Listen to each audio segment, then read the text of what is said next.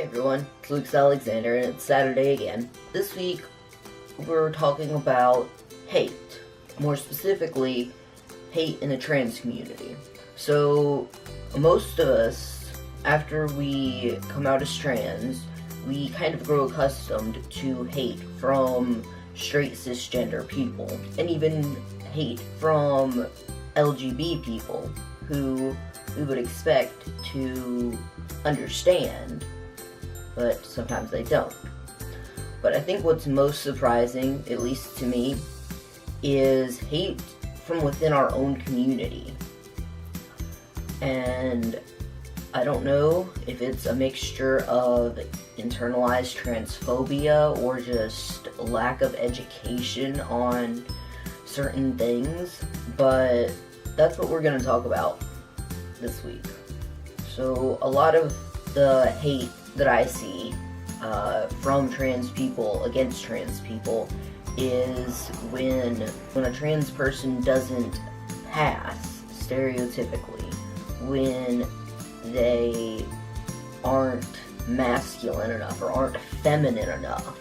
It just makes no sense, because passing in and of itself is a concept that we should do away with, because not all trans people can pass. Some trans people don't want to take hormones or can't take hormones for medical reasons. Some don't want to get any of the surgeries. Some of them want to get some of the surgeries and not the others.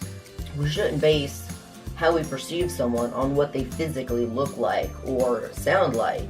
You know, it's disrespectful and it's transphobic to just look at someone and say, okay, you are this gender.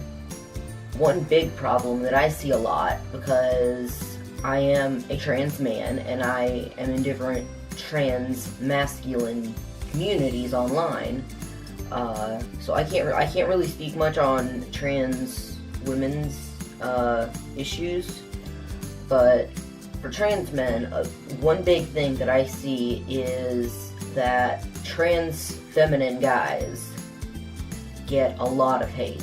And it doesn't make sense to me, you know, because there are cis guys who are more feminine leaning, especially cis gay guys, you know, are sometimes more feminine leaning. Not all gay guys, but some of them are. And we don't see them as any less of a man. If you do, then there's something wrong with you. But just because a trans guy wants to wear makeup or wants to wear a dress or wants to have long hair, we shouldn't hate him for that. We shouldn't say, you're not a man, you're not trans enough, you're not this or that. And I mean, it's not even always you're either really feminine or you're either really masculine. Sometimes it's like me. I'm a trans guy, and I'm not super masculine, and I'm not super feminine, but I was socialized as female, so I still do things that are probably considered feminine, like the way that I carry myself. It's really hard to unlearn that. You know, even though I am male, I present as masculine, I am not 100% on the masculine side of things. And that's fine.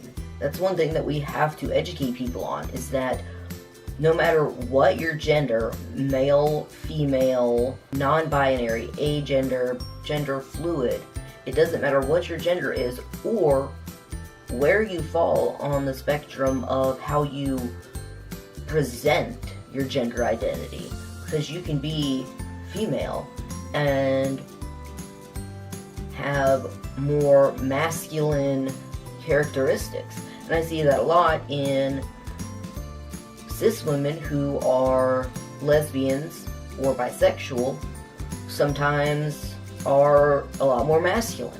Just like I said with gay men, can sometimes be more feminine. We have to educate people that that's okay. It's okay to not fit in just this perfect little box of what gender is and how gender is perceived.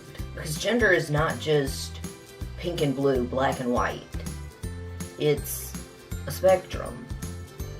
just like sexuality is a spectrum. If we have people in our own community fighting against us on this, how do we expect cis people to understand if people in our own community won't? Anyway guys, that was this week's video. I hope you liked it. Make sure you check out the other guys' videos this week.